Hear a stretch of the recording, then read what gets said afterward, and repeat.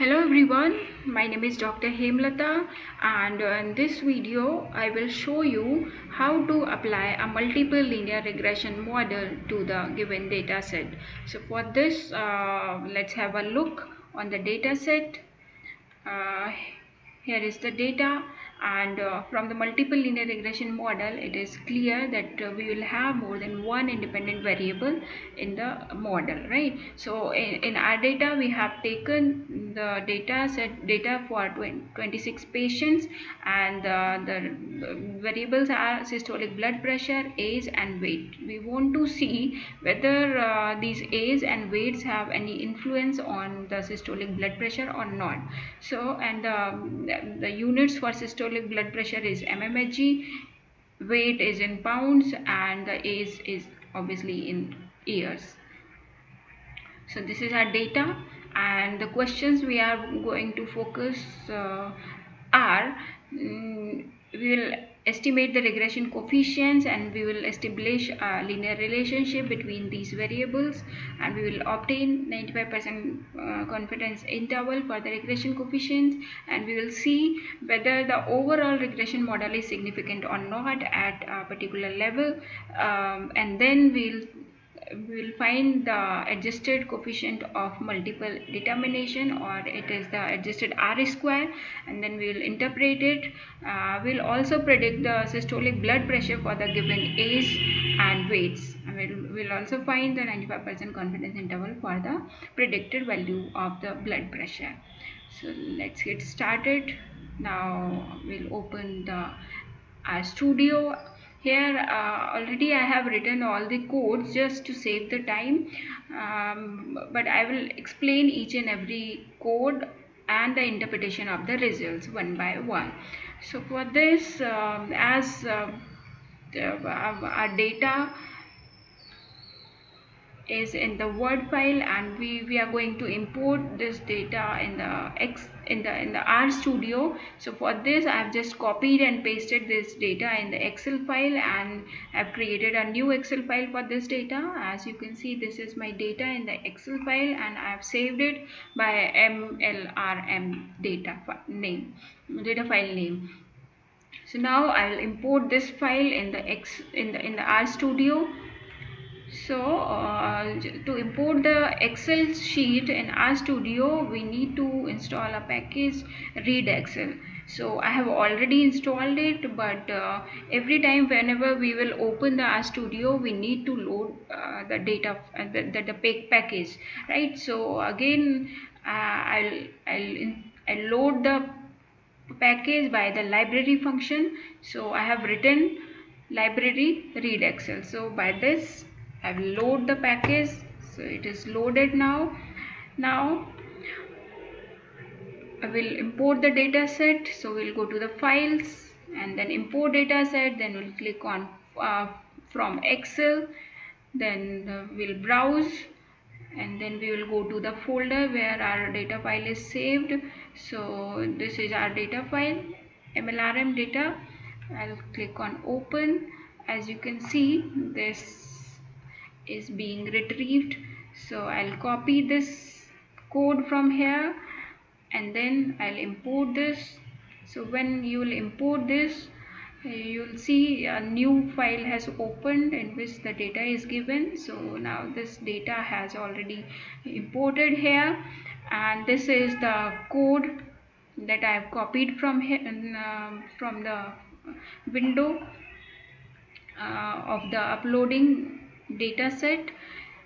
And now before going to the main analysis, I want to see whether my variables are related or not correlated or not. So for this I'll use the pair function, because I am having more than two variables here. So I want a matrix of the scattered plots. So I will use the pairs function, and in the pairs function I'll use MLRM, means data file name. So this is my data file. So I'll use the data file name and this square bracket. In the square bracket I have written comma 1:3. Comma means what? This is a space for rows. So I want to take all the rows of the data and the columns from 1 to 3. As you can see in the Excel file, there are 3 columns 1 to 3, and I want to work with all the rows. So here I have written comma is for all the rows and for 3 columns. So when I will run this, you'll get this matrix of scattered plots. If I zoom this, so you can see it clearly. So how will you interpret it? So interpretation is very important for the statistical results. So for this column, this systolic blood pressure is on x-axis.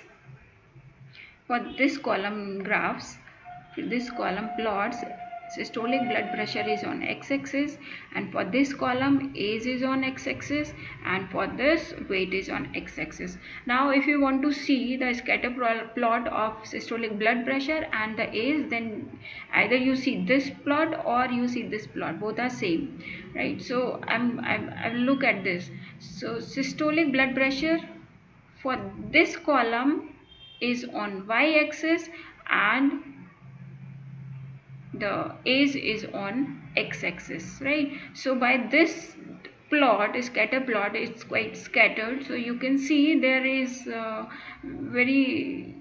there is almost negligible relationship between these systolic blood pressure and age, because there is no trend increasing or decreasing or no any pattern. So it's scattered, so it is showing there is almost no correlation between these two variables, right? And if we look at the scatter plot between systolic blood pressure and the weight, so we'll look at this plot, right?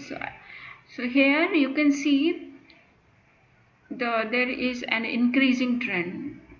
So this indicates there is a positive correlation between systolic blood pressure and the weight. Means as the weight will increase, systolic blood pressure will also increase. But by this we can say age does not have any, there is no relationship between age and the systolic blood pressure. Clear? So this is how we can interpret the metrics of the scattered plots. Now if you want to see what is the amount of degree of relationship between these variables, so we will use the core function. So by the core you can get the correlation coefficient. So here you'll put the data file name in which the data is stored and the method which type of correlation you want to see. So here all the variables are of continuous type, so I have put the Pearson's Pearson's correlation coefficient, and just to round off the values up to 2 decimal points, I have used the round function also. So when I will run this, it will give me the matrix of this is the correlation coefficient table between all 3 variables, right? So as you can see, this is the correlation between SVP to SVP, so it is from itself to itself, so it is 1, and the correlation between SVP to age is 0.19. it is not too much, so it is negligible. It is when your correlation lies between 0 to 0.20, so 0.20, it is considered as a no correlation, or it's very small correlation, a small quantity. So and the correlation between the SBP and weight is 0.77, so it's quite good.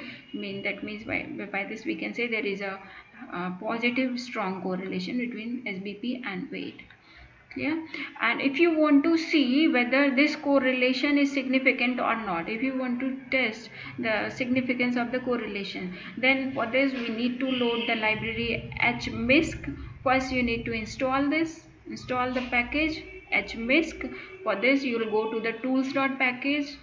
You will go to the tools and then install packages, and then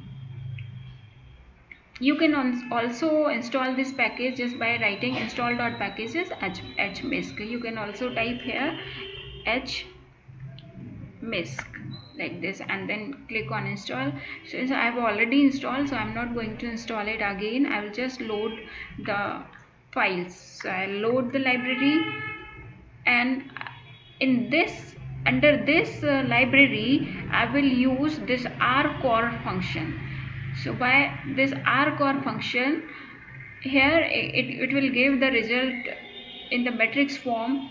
So I'm going to put as dot matrix and the dataset name, data file name. So if I run this, you will see it will give the correlation coefficient table with the number of observations, how many observations were there in the data set, and the respective p-values.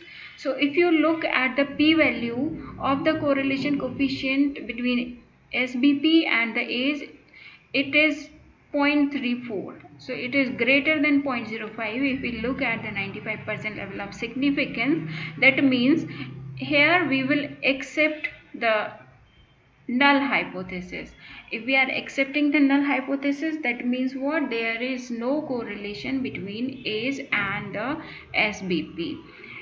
And it was also clear from this scatter plot, it was showing there is no correlation. Similarly, if we see the p-value of the SBP and weight, that is 0.000, it is highly significant. That means there is a significant correlation between the weight and the SBP. Clear? Now we will move on to the multiple linear regression. So for this, we will use the LM function. That is we will use this LM function for the linear relationship between the variables. So I will use the LM function. Here this is my dependent variable. I want to see the dependency of age and weight on the SBP, right? So I will write SBP, this tilde, age plus weight, comma, the data set name, data file name. So data is my MLRM data. You can see here data is stored in this file. So here I have only two variables. That's why I have written age plus weight. Let's say if I am having more than I'm having 9 or 10 number of variables, independent variables, then it is good to write like this: ML RM is equal to LM, in the bracket I'll write SBP tilde. Since I'm having n number of regressors, so I'll just write this dot.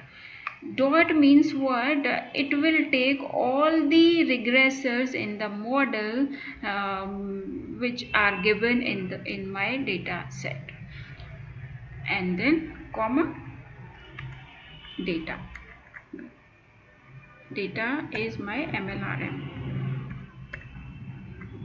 MLRM data, right? If I write this or this, both are same. So if we have more number of variables, 9 or 10 or more than that, then we use this dot sign instead of writing the name of each and every variable. Clear? So in the multiple linear regression model, when we run this one, so we got only the intercept term and beta 1 and beta 2. So this is the coefficient of age, this is the coefficient of weight, and this is the intercept term, that is beta naught. So by this you can construct a model, regression model, that is SBP equal to beta naught plus beta 1, coefficient of age, beta 1 into age plus beta 2 into weight. So this is the line of regression which is fitted to our data, right? Now how we will interpret this?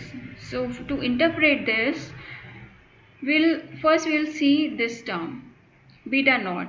So generally it does not has any importance, just because it gives the average value of the response variable when we keep the regresses as 0.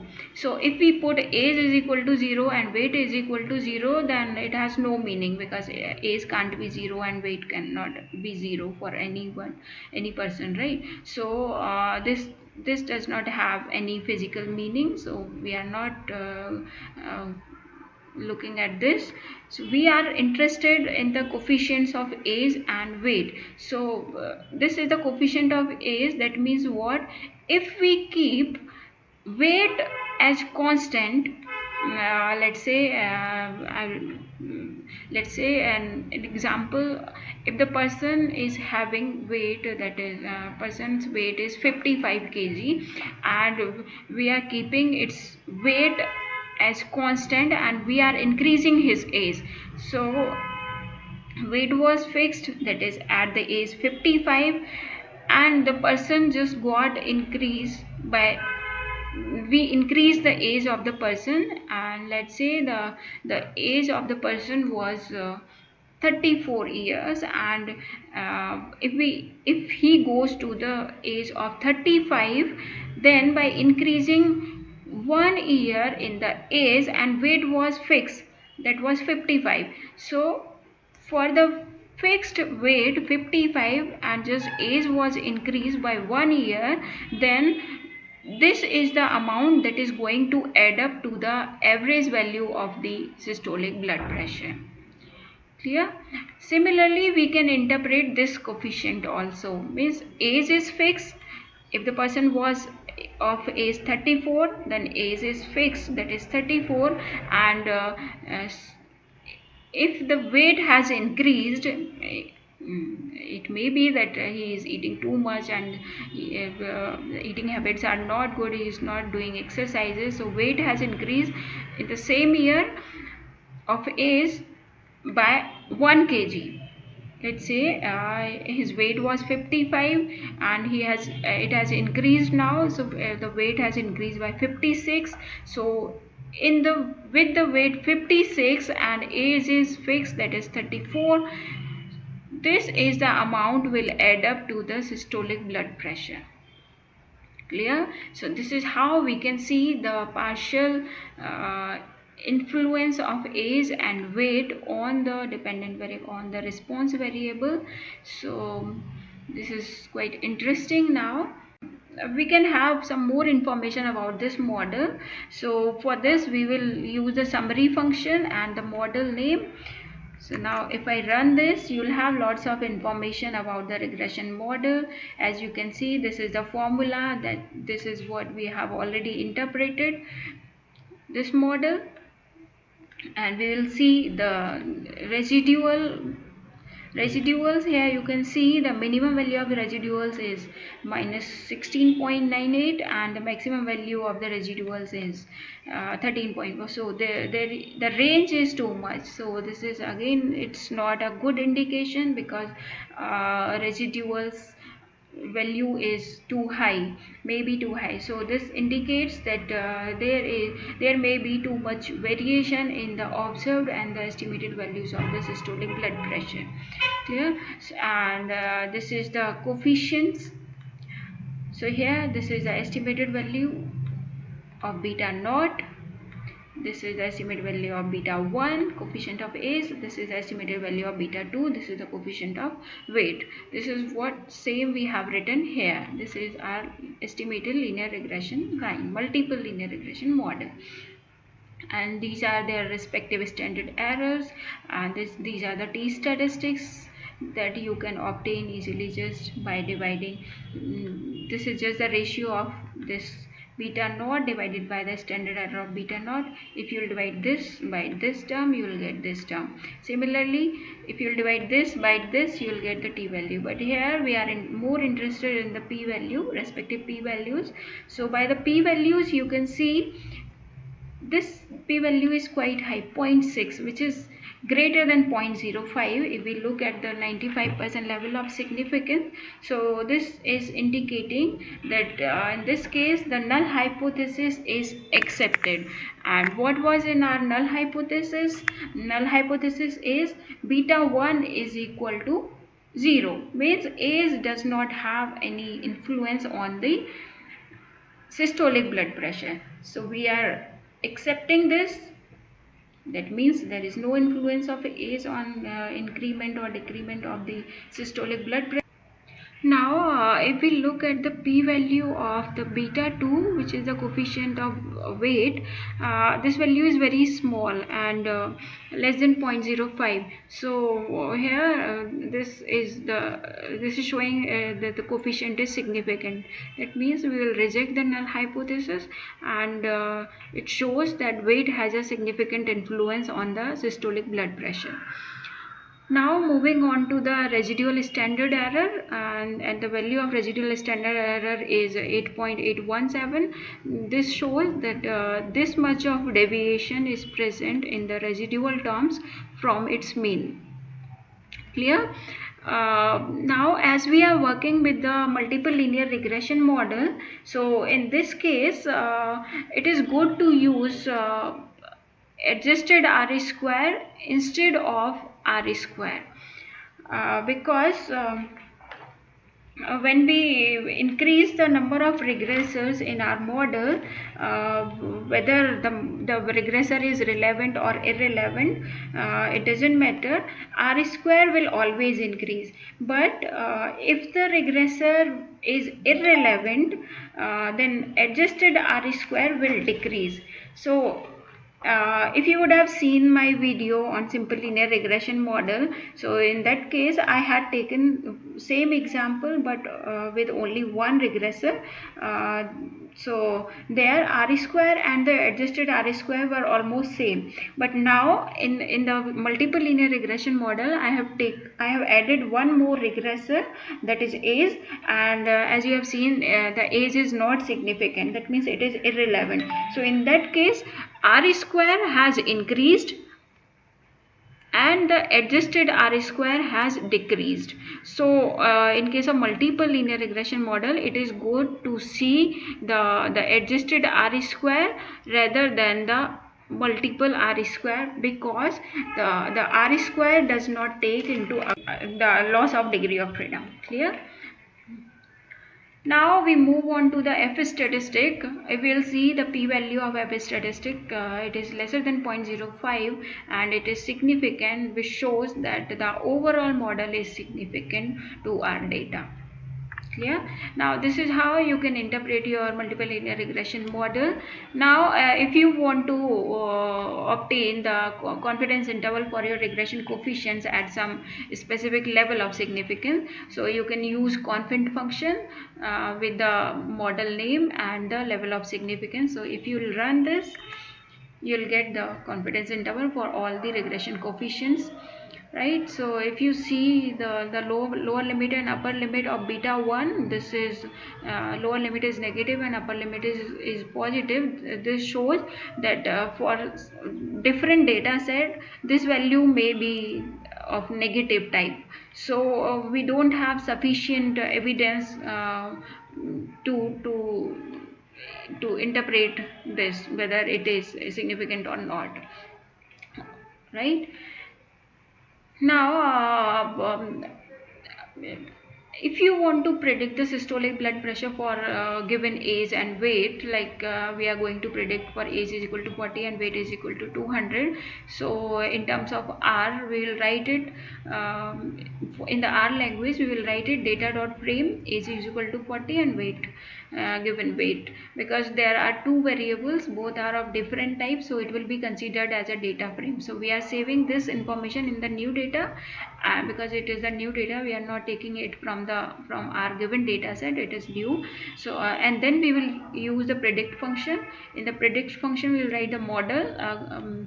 According to this model we are going to predict our new values, right? So we will put the model name and the new data set. If you will run this, I'll run this, you'll get the predicted value of the systolic blood pressure for the person whose age was 40 and weight was 200 is this much, 151.